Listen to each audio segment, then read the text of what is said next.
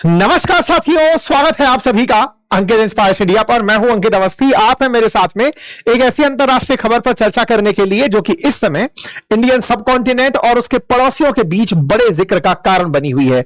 चर्चा है प्रधानमंत्री नरेंद्र मोदी की मोहम्मद यूनुस से मुलाकात की। चीफ एडवाइजर बांग्लादेश के मोहम्मद यूनुस, जो कि भारत के खिलाफ बातें करने के लिए, भारत के खिलाफ नीतियां बनाने के लिए, भारत के खिलाफ बयानबाजी करवाने के लिए इन दिनों सुर्खियों में है। ऐसे में भारत के प्रधानमंत्री की इनसे मुलाकात इस समय जबरदस्त तरीके से भारतीय क्षेत्र में चर्चा का विषय बनी हुई है। चर्चा का विषय इसलिए बनी हुई है कि भारत को मिलना चाहिए था या नहीं मिलना चाहिए था। बड़ा सवाल यह बना हुआ है कि प्रोफेसर मोहम्मद यूनुस से प्रधानमंत्री की मुलाकात कितनी जरूरी थी। क्या इनकी मुलाकात इतनी जरूरी थी कि भारत ने अपने हितों को किनारे रखते हुए इनसे मुलाकात कर ली। भारत के खिलाफ हाल ही में आप चीन में जाकर बयान देकर आए कि हम गार्जियन ऑफ इंडियन ओशन है या guardian of bay of Bengal है। नॉर्थ ईस्ट इंडिया के लिए आप अपने आप को एक बाजार के रूप में, एक मार्ग के रूप में बताकर चले आए, चाइना को इनवाइट करके चले आए। ऐसे में भारत उस दुर्घटना के बावजूद भी इनसे मिलता है। भारत के खिलाफ जिस तरह बांग्लादेश में नैरेटिव चल रहा है, शेख हसीना को लेकर जिस तरह से हिंदू माइनॉरिटीज के साथ वहां पर बर्ताव बुरा हो रहा है, लगभग 2500 से ज्यादा ऐसी दुर्घटनाएं माइनॉरिटीज के साथ हो चुकी हैं जब से शेख हसीना भारत आई हैं। तो ऐसे में बड़ा सवाल यह बनता है कि क्या प्रधानमंत्री मोदी को इनसे मिलना उचित था, इनसे मिलना चाहिए था, और अगर मुलाकात हुई तो ऐसा क्या संदेश आपने दे दिया। इस विषय के ऊपर फिलहाल पूरी तरफ से चर्चाएं चल रही हैं। कहां पर मुलाकात हुई, क्या कोई दोनों एक दूसरे के देश में गए थे, क्या यूनुस भारत आए थे कि भारत बांग्लादेश गया था। आइए एक एक करके सारी बातों पर चर्चा करते हैं, क्योंकि इनको जगह इनके देश छोड़ने के बाद ही मिली है। आज बांग्लादेश इनको शेख हसीना को भिगवाने का जिम्मेदार मानता है, तो साथ ही साथ इनमें अपना नया फ्यूचर तलाशता है। इसीलिए हेडलाइंस बनती हैं कि यूनुस और पीएम मोदी की जो मुलाकात है, इस मुलाकात में कौन से मेजर इंसिडेंट्स रहे जिनकी चर्चा हुई। अब सवाल ही सबसे पहले का जवाब कि दोनों मिल कहां लिए। तो देखिए, आपको मैंने पहले भी एक सेशन में बताया था कि प्रधानमंत्री थाईलैंड की यात्रा पर जा रहे हैं, बैंकॉक की यात्रा पर जा रहे हैं। क्यों जा रहे थे? क्योंकि यहां पर बिम्स्टेक की 6ठी बैठक हो रही थी। ये बिम्स्टेक क्या है अभी बताते हैं। तो प्रधानमंत्री हाल ही में विजिट करने गए थे थाईलैंड और श्रीलंका की। उसमें से प्रधानमंत्री की यात्रा के बारे में यह जानकारी मिनिस्ट्री ऑफ एक्सटर्नल अफेयर पर आप लगी देख सकते हैं कि 6ठी बिम्स्टेक समिट के लिए प्रधानमंत्री थाईलैंड की विजिट कर रहे हैं और उसके बाद में वो श्रीलंका की विजिट के ऊपर जाएंगे। यह जानकारी आप लोगों ने विदेश मंत्रालय के ऊपर देख ली थी। प्रधानमंत्री ने थाईलैंड में 3 अप्रैल को लैंड किया। इसकी ये सुर्खी आप देख सकते हैं। हमने इसी मीटिंग से 10 दिन पहले या 13 दिन पहले एक सेशन किया था, जिसमें यह बताया था कि बांग्लादेश की तरफ से भारत से मांग की गई थी कि भारत से बातचीत करा दो या पीएम मोदी की मोहम्मद यूनुस से बात करा दो। लेकिन तब मीडिया में खबर चलने लगी थी कि भारत ने इनकार कर दिया है, मिलने से मना कर दिया है। ऐसे में इस खबर के चलने के बाद से भारत में यह नैरेटिव बन चुका था कि प्रधानमंत्री मोहम्मद यूनुस से नहीं मुलाकात करेंगे। लेकिन उसके बावजूद आप बिम्स्टेक में जाते हैं और जाकर के इनसे मुलाकात करते हैं। तो पहले थोड़ा सा बिम्स्टेक को जान लेते हैं। ये बिम्स्टेक है क्या? तो इसकी फुल फॉर्म है bay of Bengal initiative for multi sectoral technical and economic cooperation. मतलब बंगाल की खाड़ी के चारों तरफ ये जो देश लगे हुए हैं, लेकर ये बंगाल की खाड़ी है, इससे श्रीलंका, भारत, बांग्लादेश, म्यांमार, थाईलैंड, ये जो देश जुड़े हैं। और चूंकि बंगाल की खाड़ी से डायरेक्ट नेपाल और भूटान कनेक्ट नहीं करते, तो इन सारे देशों को बंगाल की खाड़ी के आसपास होने के नाम पर एक साथ मल्टी सेक्टोरल टेक्निकल और इकोनॉमिक कोऑपरेशन करने के लिए बनाया गया एक संगठन है, जिसे 1997 के अंदर बनाया गया था। अगर आप इन देशों को देखें तो इनमें से सबसे बड़ा देश केवल भारत ही है।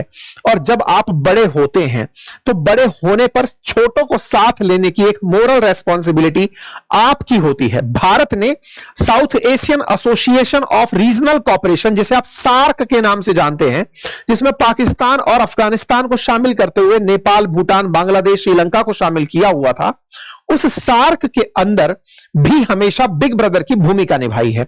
लेकिन जब सार्क की महत्ता धीरे धीरे काउंटर होने लगी, सार्क को लेकर के रीजनल कॉपरेशन के नाम पर देश मिलना बंद किए, उसके बाद बिम्स्टेक का महत्व बढ़ना शुरू हुआ। मतलब देशों को आपस में बैठकर अपने रीजनल मुद्दों के ऊपर अगर चर्चा करनी हो, मान लो आज भारत को म्यांमार से बात करनी है, लेकिन म्यांमार की थाईलैंड से कोई बात चल रही है, तो अगर थाईलैंड और म्यांमार एक साथ एक टेबल पर मिले तो इस क्षेत्र में एक दूसरे के साथ कॉपरेशन बढ़ जाता है। ये बिल्कुल ऐसे ही है कि आप अगर एक ही क्लास के टीचर हैं, सभी टीचर अलग अलग सब्जेक्ट भले ही पढ़ाते हो, लेकिन बच्चों के लिए बेहतर क्या है अगर यह डिसाइड करना हो, तो ऐसे में सारे के सारे टीचर एक बार बैठ जाएं और डिसाइड करें कि बच्चों के लिए बेहतर क्या है। एग्जैक्टली यहां पर भी कुछ वैसा ही था। यहां पर जितने भी देश हैं जो बंगाल की खाड़ी से बिलोंग करते हैं, ये सब एक साथ बैठकर डिसाइड कर रहे थे कि एक दूसरे की सहायता हम लोग कैसे कर सकते हैं। इनमें 7 देशों में दुनिया की 22% आबादी रहती है। ये छठी बैठक थी और ये इस बार थाईलैंड में हुई है। और थाईलैंड के अंदर ये जो बैठक हुई है, ये मतलब थाईलैंड के द्वारा होस्ट की गई है। ठीक है, ये सारी बैठकों के टाइम क्रम है, कब कब कब इससे पहले बैठकें हुई हैं, ये सारी टाइम बैठक मैंने आपको दिखाई 1997 से शुरू होती आ रही हैं। खैर, इसके बारे में हमने पुराने लेक्चर के अंदर भी आप लोगों को जानकारी दी थी। प्रधानमंत्री जब बैंकॉक की यात्रा पर पहुंचते हैं, यहां पर पहुंचते ही इनका स्वागत होता है। इंडियन डायस्पोरा जो थाईलैंड में रहता है, वो प्रधानमंत्री के वेलकम के लिए यहां पर हाजिर होता है।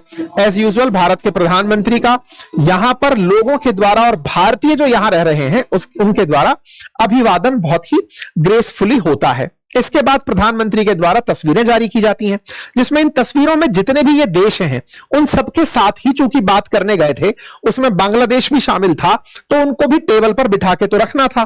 तो ये सारे के सारे लोग टेबल पर आपको बैठे हुए दिखाई दे रहे हैं। प्रधानमंत्री यहां पर विजिट करते हैं। इनमें जो सबसे ज्यादा चर्चित तस्वीर रहती है, वो चर्चित तस्वीर प्रधानमंत्री की और मोहम्मद यूनुस की डाइनिंग टेबल पर एक साथ बैठी हुई तस्वीर होती है। इस तस्वीर को बांग्लादेश वाले भी शेयर करते हैं।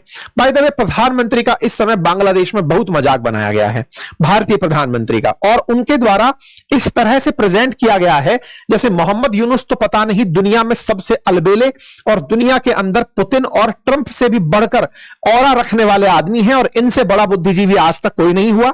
और प्रधानमंत्री जो 140 करोड़ भारतीयों का प्रतिनिधित्व करते हैं, वो केवल एक चाय वाले हैं। इस तरह का प्रेजेंटेशन बांग्लादेश के अंदर मोहम्मद यूनुस को लेकर चल रहा है। खैर, ऐसे में इस बात की चर्चा भी हम आगे चलकर करेंगे। फिलहाल के लिए जो आप तस्वीरें देख रहे हैं, इसमें ओली जी बैठे हैं एक तरफ ये बैठे हुए हैं, और ये सारे के सारे भूटान की तरफ से, म्यांमार की तरफ से, श्रीलंका की तरफ से प्रतिनिधि बैठे हुए हैं। इस तस्वीर में से केवल ये तस्वीर निकालकर बांग्लादेश की तरफ से डाली गई, जिसमें से प्रधानमंत्री के साथ में ये बैठे हुए तस्वीर साझा कर रहे हैं। अब इसके ऊपर मीम बनने शुरू हुए। देखिए, दोनों तरफ के मीमर्स जारी थे, भारत की तरफ से भी और उधर की तरफ से भी। सोशल मीडिया पर तो सबको युद्ध जीतना होता है ना, क्योंकि बातें तो सोशल मीडिया के थ्रू जीतनी है। तो उसमें जो पहला युद्ध जीतने का प्रयास हुआ वो ये था कि मोहम्मद यूनुस प्रधानमंत्री जी की तरफ देख रहे हैं, उसी समय प्रधानमंत्री ओली की तरफ देख रहे हैं। अच्छा, बाय द वे, अगर आप इस इक्वेशन को देखें तो ओली भी इस समय जाने जा रहे हैं चाइना के करीबी होने के नाते, ये जाने जा रहे हैं चाइना के करीबी होने के नाते, और भारत बीच में बैठा है उन देशों के साथ में जिनके साथ उसका बैठना इस मीटिंग के लिए जरूरी है। भारत यहां पर सबसे प्रभावशाली और बड़ा देश है। कुल 6 लोग आए हैं, उसमें से बच के कैसे रहा जाए। तो प्रधानमंत्री के दोनों तरफ जो लोग बैठे हैं, प्रधानमंत्री के लिए यह अपने आप में बड़ी असहज सिचुएशन है, लेकिन इसके बावजूद लोगों ने इसमें वीडियो बनाए। क्या बनाए कि मोहम्मद यूनुस प्रधानमंत्री से बोलने वाले थे, प्रधानमंत्री अचानक केपी ओली से बोलने निकल पड़ते हैं। आप फिर से देखें,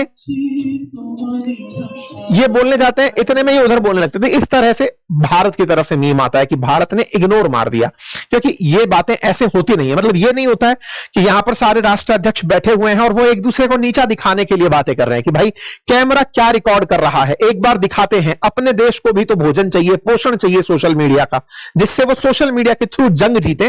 तो ये जंग भारत की तरफ से इस तरह से जिताई गई कि देखो, वो बोलने का प्रयास किया, इतनी देर में प्रधानमंत्री कुछ और बोल पड़े। खैर, प्रधानमंत्री केवल इनसे ही बात नहीं किए, इसके अलावा जितने और भी देश थे यहां पे सबसे बायलैटरल टॉक्स की गई, क्योंकि ये कॉपरेशन बैठक थी।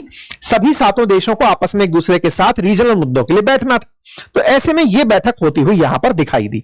छठी बिम्स्टेक मीटिंग के अंदर ये सभी देशों के राष्ट्राध्यक्ष या उनके प्रतिनिधि आपको दिखाई दे रहे हैं। आप थाईलैंड से हैं क्योंकि थाईलैंड होस्ट कर रहा है, आप भूटान से, म्यांमार से, श्रीलंका से, बांग्लादेश से, भारत से और नेपाल से सारे प्रतिनिधियों को आपने देखा। इस 21 पॉइंट यहां पर 21 पॉइंट का एक एक्शन प्लान तैयार किया गया। बिम्स्टेक के अंदर security and space, mitigation and disaster management और बिजनेसेस को लेकर के बातचीत हुई। प्रधानमंत्री ने भूटान के भी किंग से जो बातचीत की, तस्वीरें आपके साथ साझा हैं। नेपाल के प्रधानमंत्री से जो बातचीत हुई उसकी तस्वीरें आपके साथ साझा हैं। ठीक इसी प्रकार से इनके साथ जो चर्चा हुई वो सबसे ज्यादा सुर्खी रही, क्योंकि हाल ही के समय पर भारत के अपने पड़ोसी देशों के साथ जो संबंध चल रहे हैं वो बड़े ही टेंस चल रहे हैं। जहां तक बात हो नेपाल की, नेपाल के हालात भी कुछ ऐसे हैं कि वो चाइना और भारत के बीच में किसे सेलेक्ट करे, इसकी चर्चाएं ज्यादा हो रही हैं।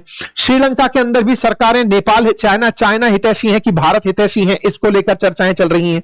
ऐसे ही बांग्लादेश के अंदर भी चाइना हितैषी की, पाकिस्तान हितैषी की, भारत हितैषी, कुल मिलाकर के भारत के पड़ोसी जितने भी राष्ट्र हैं उन सबका चाइना के प्रति जो झुकाव है वो भारत के अंदर एक बड़ी चर्चा का विषय बना हुआ है। ऐसे में इनकी मीटिंग होना भारतीयों के लिए भी बड़ा सरप्राइजिंग था, क्योंकि इससे पहले जो 10-12 दिन पहले न्यूज चलने लगी थी कि भारत ने इनकार कर दिया है इस मीटिंग के लिए, लेकिन उसके बावजूद यह मीटिंग होना इंडियन ऑडियंस के लिए और इंडिया के जो लोग हैं उनको थोड़ा सा खटक रही है। खटकना लाजमी भी था, क्योंकि कुछ तस्वीरें ऐसी आई जो कि भारतीयों को परेशान कर रही थी। जैसे प्रधानमंत्री की इनके साथ जब बातचीत हो रही थी तो एक तरफ प्रधानमंत्री के पीछे ट्रांसलेटर यहां पर बैठा हुआ है जो कि ट्रांसलेशन करके बता रहा है कि ये क्या बोल रहे हैं। जनरली आपने देखा होगा जब भी कोई दो राष्ट्राध्यक्ष बैठते हैं तो उनके पीछे ट्रांसलेटर बैठता है जो बताता है कि इन्होंने क्या बोला और उन्होंने क्या सुना, है ना, भाषाओं को अनुवादित करके बताता है। ऐसे में मोहम्मद यूनुस के पीछे किसी ट्रांसलेटर का ना होना और भारत के प्रधानमंत्री के पीछे ट्रांसलेटर का होना, सोशल मीडिया पर इसके भी मीम बनाए गए। बांग्लादेशियों ने कहा कि देखो ये तो इतने इंटेलिजेंट है कि ये अंग्रेजी बोलेंगे, हिंदी समझते हैं, लेकिन मोदी जी को समझने के लिए, अंग्रेजी समझने के लिए पीछे एक आदमी बिठाना पड़ा।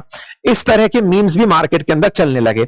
भारतीयों की तरफ से सवाल जवाब हुआ कि भारत अफोर्ड कर सकता है इसलिए ट्रांसलेटर बिठा रखा है, तुम अफोर्ड नहीं कर सकते इसलिए तुमने ये काम कर रखा है। हमारे केस में वो वाली बात लागू हो सकती है कि जब मैं अकाउंटेंट रख सकता हूं तो कैलकुलेशन क्यों करूं। भारत की तरफ से इसका जवाब कुछ इस तरह से दिया गया। मतलब दोनों तरफ से मीम्स की बाढ़ चल रही है। खैर, इनके साथ मीटिंग खास क्यों थी इसके पीछे जान लेना जरूरी है, क्योंकि जब से बांग्लादेश से शेख हसीना भारत आई हैं, भारत और बांग्लादेश के संबंध बहुत बुरी स्थिति में पहुंच गए हैं। बुरी स्थिति से मतलब कि तब से लेकर के अगस्त से लेकर अब तक ये पहली मुलाकात है दो राष्ट्र अध्यक्षों के बीच, या दो राष्ट्र के, एक राष्ट्राध्यक्ष और एक राष्ट्र को लीड करने वाले व्यक्ति के बीच में यह मुलाकात पहली मुलाकात है। तो ऐसे में इस मुलाकात को या तो बहुत पहले हो जाना चाहिए था, अगर इतनी ही फॉर्मल होनी थी, इस तरह से केवल कस्टमली होनी थी तब तो पहले ही हो जाना चाहिए था। और अगर भारत को अपना गुस्सा जाहिर रखना चाहिए था कि तुमने शेख हसीना के कारण हमारे साथ बुरा बर्ताव किया या हमारे लिए तुमने इस तरह का जहर उगला, तो इनके साथ भारत को फिर उतनी ही मजबूती से पेश आना चाहिए था। ऐसा भारत के अंदर बहुत ज्यादा डिमांड उठने लगी। खैर, ऐसे में दोनों देशों के बीच बात हुई। भारत की तरफ से जो बांग्लादेश के साथ डिमांड रखी गई वो ये थी कि आप अपने देश में जल्दी चुनाव करवाइए। अब इस बात को कुछ लोग इस तरह से समझ रहे हैं कि प्रधानमंत्री नरेंद्र मोदी जब ट्रंप से मिलने गए थे तो ट्रंप ने प्रधानमंत्री से कहा था कि अब बांग्लादेश में आपके ऊपर छोड़ता हूं, यानी कि बांग्लादेश का मामला आप निपट लो, अमेरिका इस मामले में इंटरफेयर नहीं करेगा।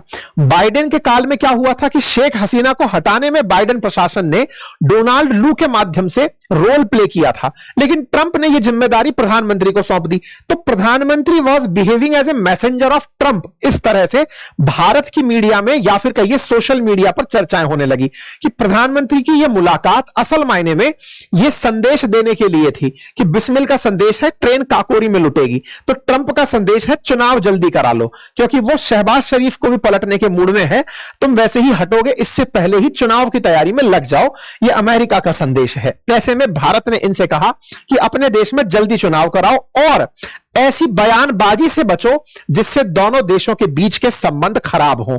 भारत के बयान को इसी तरह से देखा जा रहा है और भारत ने बकायदा इस बात को मेंशन भी किया है। भारत की तरफ से ऑफिशियल स्टेटमेंट्स में भी यही दिया गया है कि हमने यहां पर जल्दी चुनाव कराने की बात कही है। भारत ने यहां पर अल्पसंख्यकों की हालात पर भी बातचीत की और कहा कि यूनुस से यह भी कहा कि यूनुस ने भरोसा दिलाया है कि वो अपनी जिम्मेदारियों पर पूरी तरह से खरा उतरेंगे। बांग्लादेश में जो अल्पसंख्यक हैं उनकी हालात पर भी भारत की तरफ से बात रखी गई।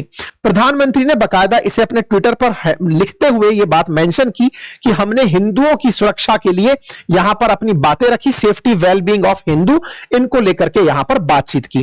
पीएमओ के ट्वीट में भी यही बात थी, लेकिन इनके तरफ से जो ट्वीट डाला गया उसमें कोई जानकारी ऐसी नहीं थी। बांग्लादेश ने अपनी तरफ से केवल यही कहा कि जब बाइलैटरल मीटिंग हुई साइडलाइन ऑफ बिम्स्टेक समिट के अंदर, इसमें यह बात कहीं मेंशन नहीं थी कि भारत ने इनसे क्या अपेक्षाएं रखी हैं। खैर, इसके बाद में शुरू होता है बांग्लादेशियों का भारत के खिलाफ जहर उगलना। उसमें सबसे पहला जहर जो बंगाली में किया गया वो ये था कि मोदी की जो मीटिंग थी थाईलैंड में, उसमें मोदी ने ट्रांसलेटर रखा था, नंबर 1, और दूसरा इस तरह से एआई के थ्रू तस्वीरें बनाकर दिखाई गई कि ये तो है नोबेल लॉरेट, यानी कि ये वो हैं जिन्हें नोबेल पुरस्कार मिला है इनकी बुद्धिमत्ता के कारण, और ये वो हैं जो कि चाय पिला रहे हैं एक बुद्धिजीवी को। यह बड़ा ही इंटरेस्टिंग है और हो सकता है कि आने वाले समय में बांग्लादेशी इस बात का भी घमंड पालने लगे कि जैसे आज भारत के प्रधानमंत्री को चाय वाला एआई से बनाकर दिखाया है, हो सकता है कल को ट्रंप को दिखा दें एक एंकर की भूमिका में, हो सकता है जेलेंस्की को दिखा दें कॉमेडियन के अंदाज में, हो सकता है दुनिया के किसी ना किसी नेता का जो इतिहास है वहां से उठा करके ले आए, क्योंकि नेता तो बड़े संघर्ष से बनकर आते हैं। जिस देश के अंदर लोकतंत्र सही से चल रहा होता है वहीं पर ही साइंस को, कला को और जितनी भी प्रकार की कृतियां हैं उनको स्थान मिलता है।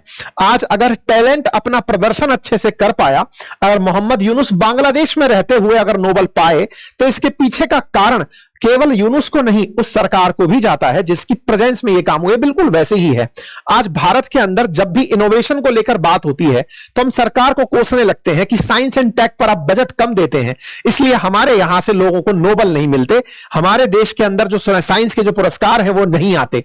इसका मतलब यह हुआ कि जब कोई देश ऐसे माहौल को बनाता है जिससे कि वहां की स्थितियां लोगों के लिए अच्छी हो जाएं, और दूसरा उलट भी है, जैसे भारत में कैलाश सत्यार्थी को इस बात के लिए नोबेल पुरस्कार मिला था क्योंकि उन्होंने बच्चों के लिए बचपन बचाओ आंदोलन चलाया था। मतलब हमारे देश में ऐसी कुछ कुरीतियां थी, ऐसी कुछ कमियां थी जिनको वो दूर करने के लिए दुनिया की नजर में आ गए थे। तो ऐसे में बांग्लादेश ने फाइनेंशियल इंक्लूजन के नाम पर इनको नोबेल पुरस्कार पाते हुए देखा है।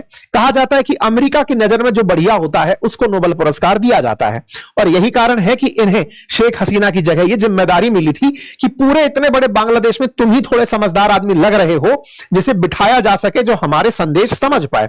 खैर, इस बात को लेकर बांग्लादेशियों ने अपनी तरफ से बातें डाली।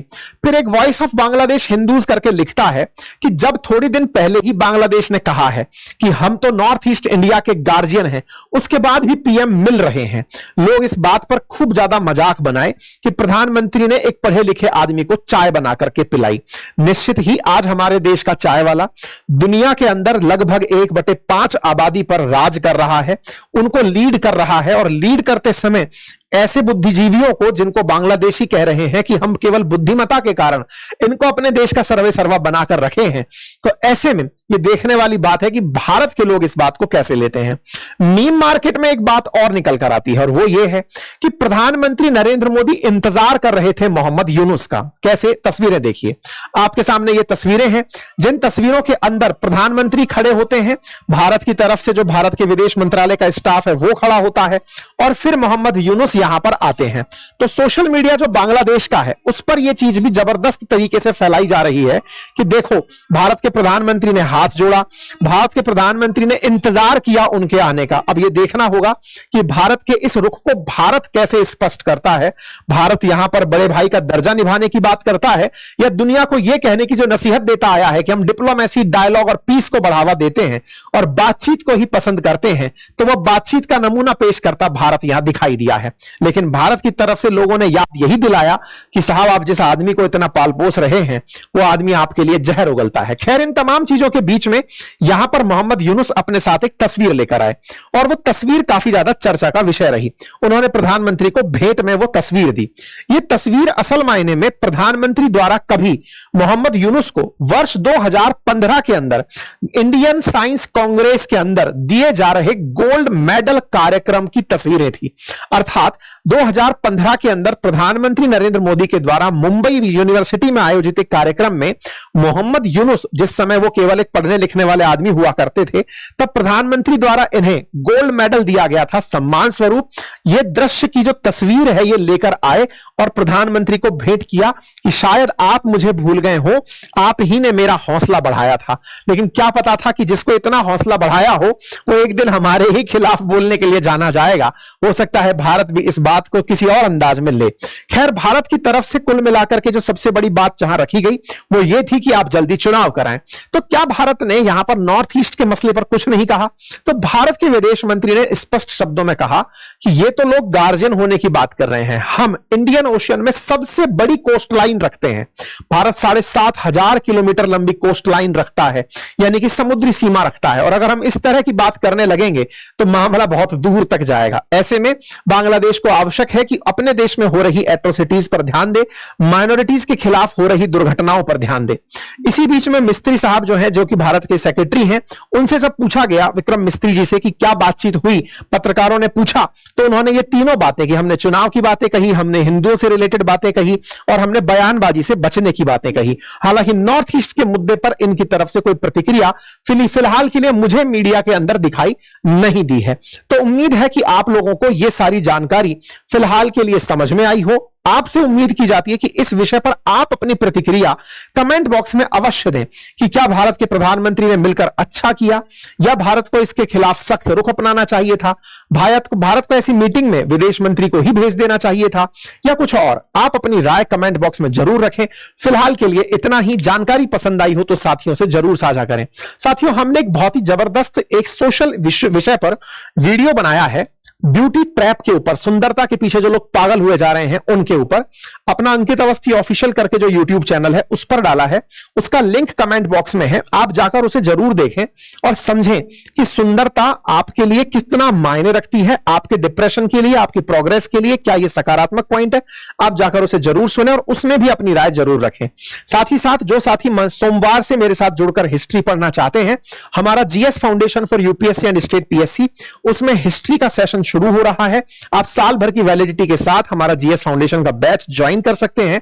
हिस्ट्री अगर डेडिकेटेडली ज्वाइन करनी हो तो भी आपके लिए उपलब्ध है। साथ ही साथ बाजार के अंदर आ रहे उतार चढ़ावों को समझने के लिए फाउंडेशन ऑफ स्टॉक मार्केट आप ज्वाइन कर सकते हैं। बातें बाजार की एप्लीकेशन पर बेहतरीन कंटेंट के साथ कोर्स उपलब्ध है। साथ ही साथ म्यूचुअल फंड का कोर्स भी उपलब्ध है, आप इसे एक्सेस कर सकते हैं। फिलहाल के लिए इतना ही। अपना ख्याल रखें। बहुत बहुत धन्यवाद।